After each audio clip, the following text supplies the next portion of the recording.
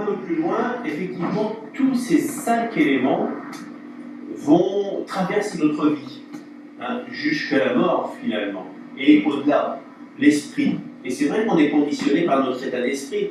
Comment j'aimerais vivre? Est-ce que souvent les gens disent, mais quelle est votre mission? Quelle est votre qu'est-ce que vous avez envie dans la vie?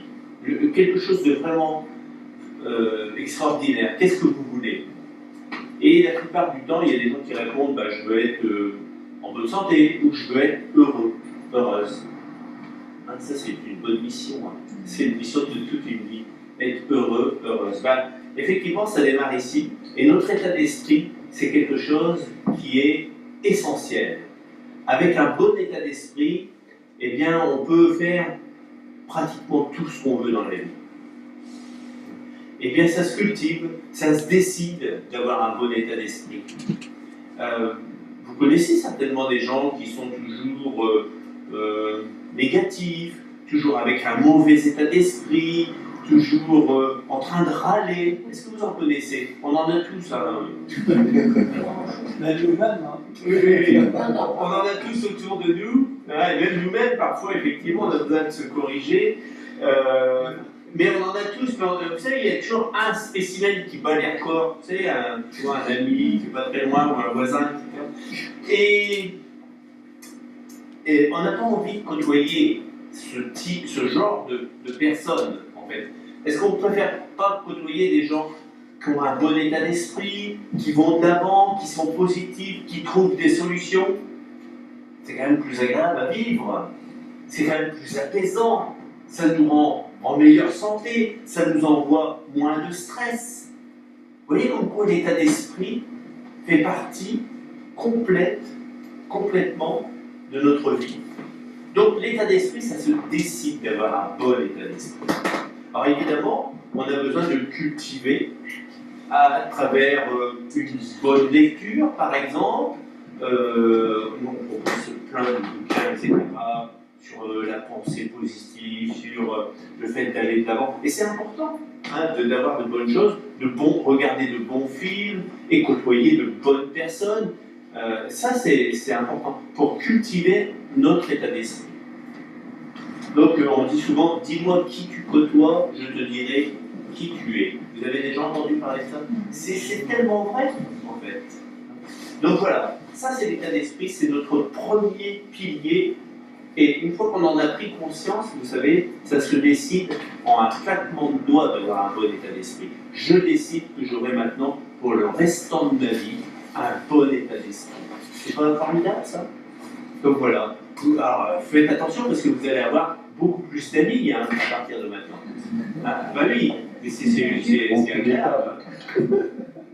Des gens vont vous appeler plus souvent, vont dire bah oui, vous êtes une personne agréable qui a un bon état d'esprit, donc on aime les gens avec un bon état d'esprit. Le corps, alors la santé, effectivement, c'est notre deuxième pilier qui est tellement important, je crois que c'est le bien le plus précieux aussi que nous avons, chacun d'entre nous, et on veut être en bonne santé. Tout le monde peut être en bonne santé. Ça, c'est vraiment un point commun qu'on a tous.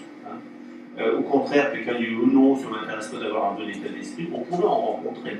Mais qui aimerait être malade? Très peu de gens, je ne dis pas du tout. On veut être en bonne santé. Être en bonne santé, guérir, ça c'est important. Donc on verra que nous avons des vraies solutions pour la prévention, en tous les cas, avec notre partenaire fournisseur Weekend. Et ça, c'est important. Mais c'est aussi une prise de conscience, la santé. On doit décider, à partir de maintenant, d'être en bonne santé. Vous savez, ça démarre par l'alimentation. Hein, est-ce que je fais attention à mon alimentation? Est-ce que je m'hydrate correctement avec une bonne eau? Vous voyez, c'est assez simple. Hein. On verra qu'on a vraiment des pistes pour vous aider à aller vers une meilleure santé. Parce que c'est pas facile. Hein.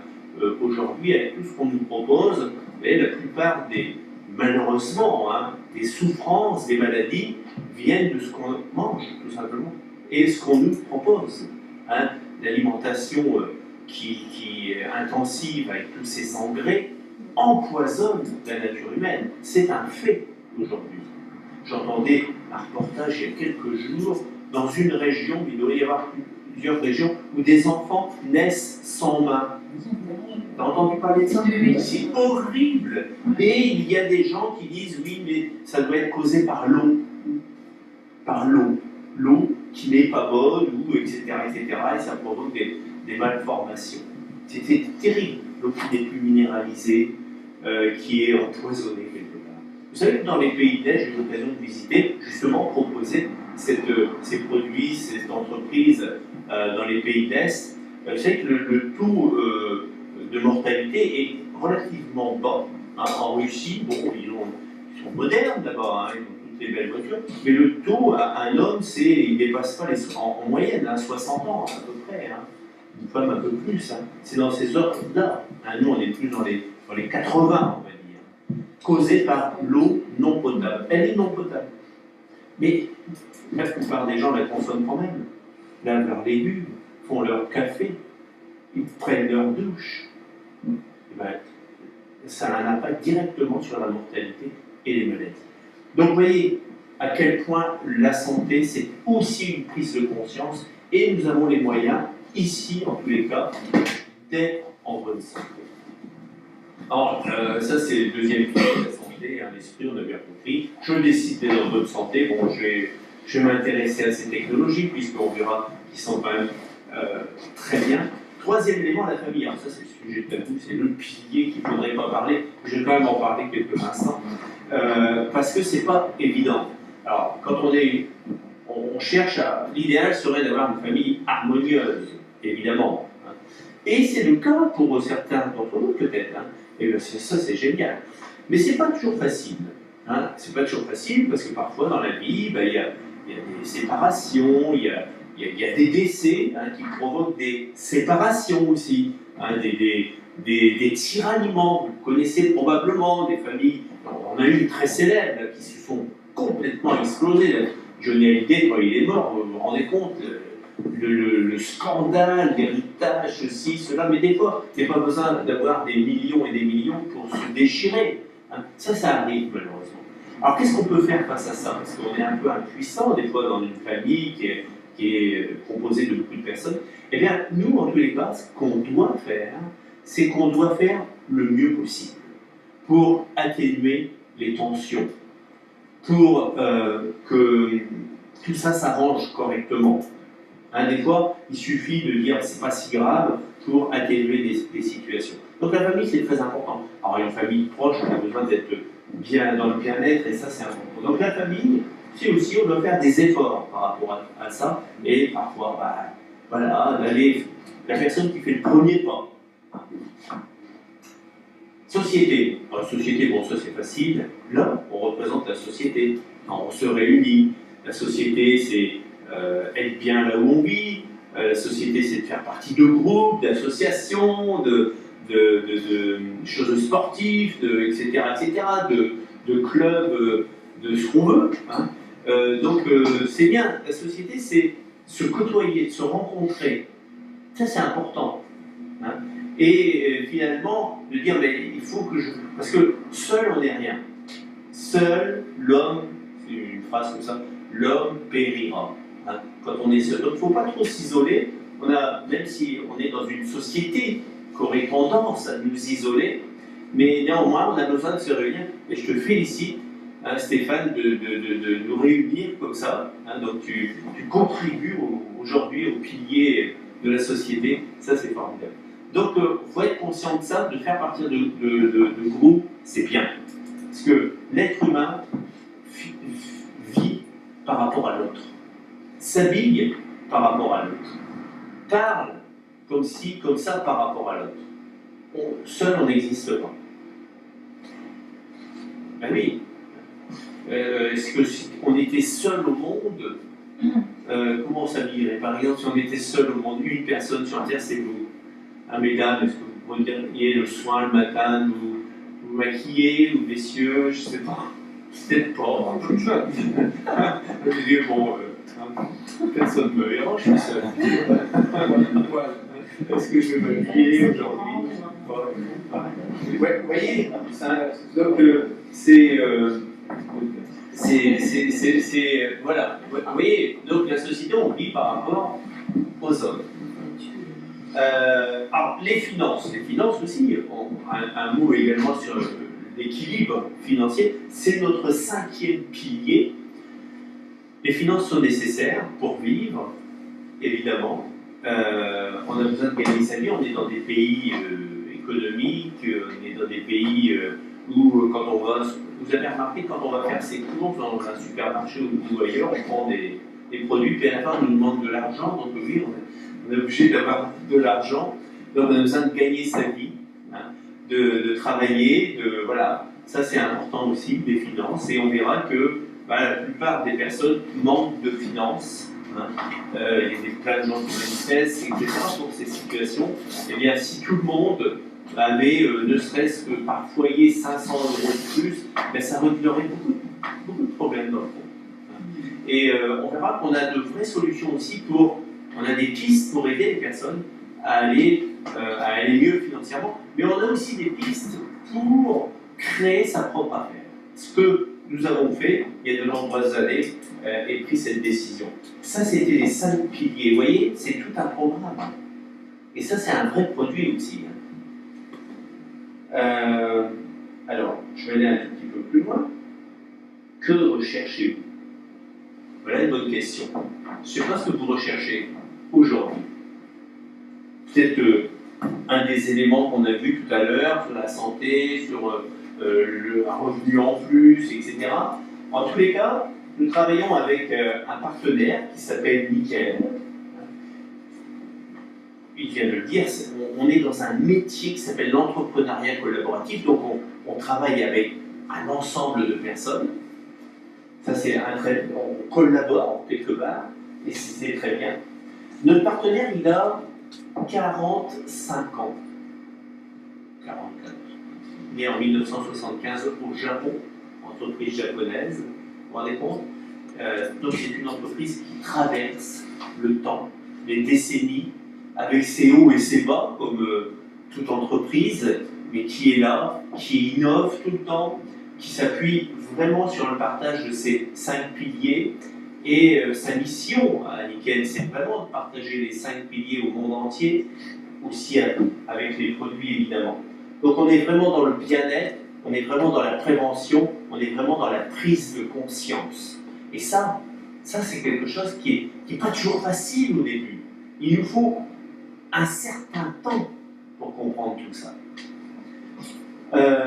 L'ingénierie verte, évidemment, Nikken fait très attention à chaque produit qu'ils vont mettre sur le marché, que ce soit un produit qui est en harmonie avec l'environnement, évidemment. Et les stratégies qui sont à notre disposition, c'est quoi les stratégies? Eh bien, c'est des aides qui nous sont données pour pouvoir vraiment se réaliser, tout simplement.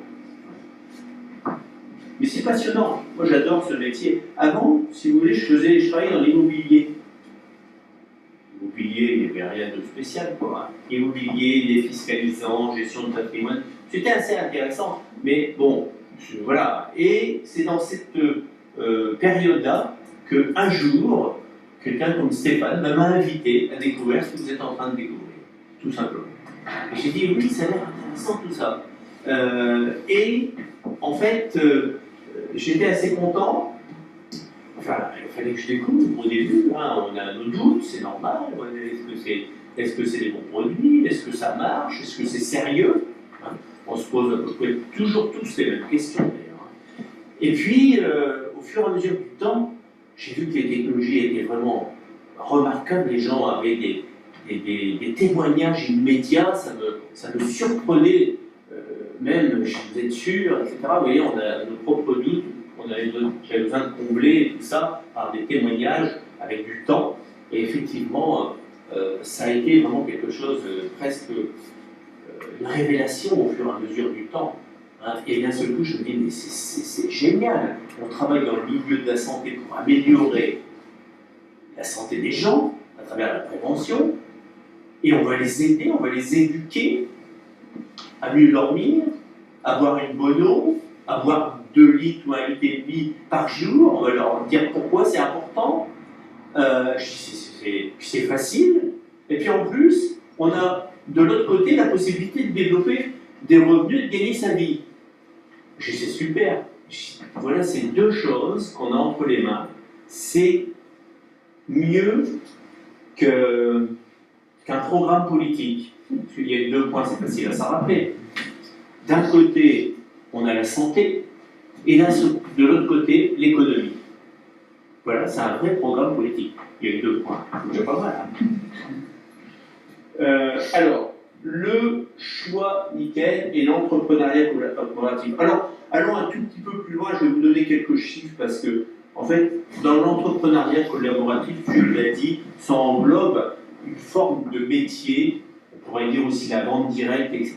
Il faut savoir quand même que ce métier, cette forme de distribution, c'est une forme de distribution qui est, on va dire, entre guillemets, de bouche à oreille, de personne à personne. Tout ça est bien structuré. 3500 sociétés environ dans le monde ont choisi cette méthode de distribution. C'est pas rien. Une méthode de distribution, les grandes surfaces, c'est une méthode de distribution. Les petits commerces, c'est une méthode de distribution. Et nous, on a une méthode de distribution qui s'appelle vente directe, entrepreneuriat collaboratif. 3500 sociétés ont choisi cette forme. Et regardez les chiffres, je vais vous le dire, même si on ne voit pas très bien. Alors, on a fait sur 3 décennies. En 2007, il y avait 62 millions qui étaient dans cette industrie, dans ce métier. En 2017, 116 millions de personnes sur les 3500 sociétés, évidemment. Et on prévoit en 2027, c'est-à-dire dans une dizaine d'années, un peu plus, 210 millions de personnes. Vous vous rendez compte? Alors, au-dessus, vous avez aussi les chiffres d'affaires. 114 milliards de chiffre d'affaires à l'année. Hein. Ça s'est traduit 10 ans après à 190 milliards. Et on prévoit 300 milliards avec cette progression d'ici 10 ans. Ça veut dire que c'est une industrie qui est en plein développement. Il y a de plus en plus de personnes qui vont venir dans ce type de métier. Alors, nous, on distribue des produits de bien-être, mais vous pourriez avoir une entreprise qui distribue, je ne sais pas moi, des produits pour animaux, ou des paraboles, des sous-vêtements, ou autre chose. Hein. Vous voyez, donc chaque entreprise peut distribuer ce qu'elle veut. Hein. Donc, on fait partie de cette industrie. Je vous explique ça parce que demain, de plus en plus, des personnes que vous connaissez vont venir rejoindre ces entreprises. Inévitablement. En plus, on est dans un pays où les personnes n'ont pas de travail comme ça en claquant des doigts, c'est très difficile d'avoir un travail, le pouvoir d'achat il est très faible, etc. Donc, on est aussi une solution. Pourquoi on dit ça? D'accord? Donc, l'entrepreneuriat collaboratif, c'est vraiment un métier absolument incroyable. Alors, on a un plan de carrière, et moi, je dirais même que c'est un plan de carrière idéal. C'est comme ça que je l'ai vu, en tous les cas. Chacun le voit comme il le veut. Hein. Indépendance, entrepreneuriat, évidemment. On devient indépendant, on est à son propre compte. Alors, c'est beaucoup de responsabilités, à ce coup. On s'y masse. J'ai mon affaire, j'ai mon entreprise. Qu'est-ce que je vais en faire? Hein? À ce coup, on n'a plus de hiérarchie, pas de subordination, parce qu'on est habitué. En tous les cas, la plupart des gens sont habitués à avoir une hiérarchie, une subordination. Vous savez, on est subordonné et hiérarchisé depuis notre tendre enfance. Au début par notre mère, nos parents. Hein. Après, on s'émancipe un peu, mais il y a les professeurs qui prennent le relais. Hein. Donc, on n'est jamais libre quelque part. Puis après, on arrive dans le boulot, on a un patron et on a même toute une série de chefs qui nous commandent. Hein. Donc, on se dit, mais quand est-ce qu'on va être libre? Et d'un seul coup, nous, on arrive avec la complicité de Stéphane, on dit, ça y est, vous avez votre propre affaire, vous êtes libre. Oui, alors c'est un peu déroutant quand on n'est pas entraîné à être libre. On signe un contrat, on dit, ça y est, j'ai mon affaire. Ah oui, en plus ça coûte rien du tout, 108 €, on a une boutique en ligne, on a tout ce qu'il faut pour devenir millionnaire. Hein. Et puis la plupart des gens, parfois, ont ça entre les mains et n'osent pas en fait. ils n'osent pas vraiment se lancer, parce que c'est une activité à part entière, hein, où on a besoin d'engagement, etc. Mais on est en apprentissage au fur et à mesure du temps. On apprend à devenir des vrais chefs d'entreprise, quelque part, où on va pouvoir aider à travers nos produits, etc. Vous savez, on a beau avoir le meilleur produit du monde, il faut arriver à en parler, hein. Il faut arriver à le distribuer. Hein. Vous savez, parfois, on est sûr d'avoir un produit qui pourrait vraiment rendre service à quelqu'un, qui a mal au dos, qui a un problème de santé, etc. On sait qu'on a le produit, et on n'arrive pas à lui en parler. C'est terrible. C'est terrible. Et on sait qu'on a le bon produit qui pourrait l'aider, qui pourrait lui rendre de sommeil, etc. On sait qu'on a ça. Et on y arrive. Donc, on verra qu'on a vraiment des aides pour arriver à communiquer. Évolution financière rapide, possible ou pas, mais c'est possible. Hein. C'est une question de décision aussi. Et puis, développement personnel. Ben, ces trois choses sont liées, en fait. On est chef d'entreprise, ça se coupe, ok. On peut avoir une évolution financière, et puis on peut aussi se développer personnellement. C'est quoi se développer personnellement? C'est d'apprendre et de rentrer dans une école. Alors, vous allez dire, non, attendez, l'école, il y a longtemps que j'ai arrêté ça. Mais en fait, vous savez, il faut toujours apprendre. Hein, comme disait Jean Gabin, je sais que je ne sais pas, quoi. Que je ne saurai jamais. Voilà, merci, c'était exactement ça. En fait, il voulait dire quelque part qu'on a toujours besoin d'apprendre tout le temps, en permanence. Hein. Et surtout dans cette activité. Alors, nous, on a vraiment une école, même quand on est consultant nickel, on doit s'y inscrire volontairement dans cette école. On a une école type universitaire pour celui qui la suit. Et en 2 ou 3 ans, vous pouvez arriver à un niveau de connaissance, vraiment de connaissances techniques, de connaissances d'entrepreneuriat, de management, de prise de parole en public, presque inégalé. Il faut vraiment aller dans des très grandes écoles pour arriver à avoir en quelques années, vous savez, moi je suis un ouvrier qui n'a pas fait d'études. Hein, voilà. Et grâce à cette école, je fais des conférences partout. J'étais il y a quelques mois, on m'a demandé à parler devant des centaines et des centaines de personnes à Toronto, au Canada. Chaque fois que je vais aux États-Unis, on me fait intervenir. Alors que j'avais du mal à rentrer chez le coiffeur quand il y avait quelques personnes parce que je pensais que tout le monde allait me regarder. Vous voyez, j'étais à 20 ans, j'étais dans un état d'esprit vraiment tout petit. On apprend, il suffit de s'y inscrire, c'est très facile, on a toute une école derrière tout ça. C'est même plutôt sympa, je sais qu'il y a des personnes ici qui sont dans cette école. Hein. J'en vois sourire au fond, Stéphane, qui est intervenu justement en webinaire il n'y a pas très longtemps, qui a donné qui a contribué à cette formation.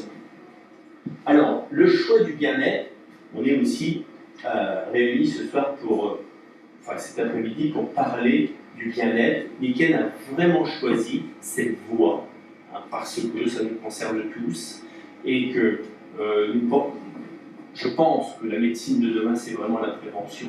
Même la médecine classique le dit, hein, le crie peut-être pas encore assez fort, mais je pense que si on a une prise de conscience qu'il faut se soigner avant de tomber malade, hein, c'est ça la prévention en fait. Hein.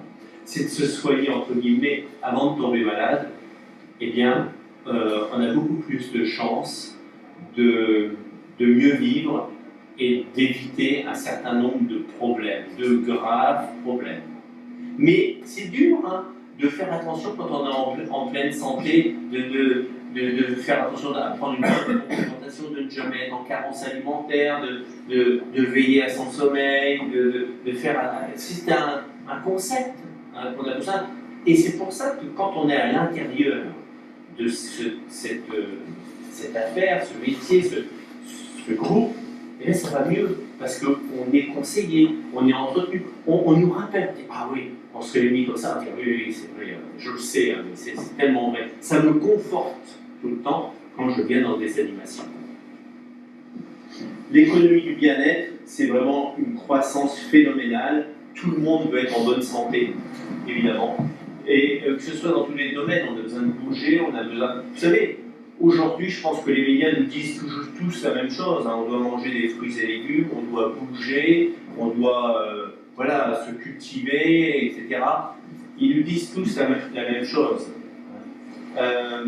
Mais néanmoins, regardez ces secteurs, le sommeil. Bon, alors, je vous décris ça, puis je donne la parole juste après à Stéphane, qui, j'espère, va nous donner quelques solutions. Alors, c'est un peu difficile. Alors, le sommeil. Figurez-vous qu'aujourd'hui, encore aujourd'hui, plus de 70% des gens ont un mauvais sommeil. Un sommeil qui n'est pas réparateur. Beaucoup de personnes ont des problèmes.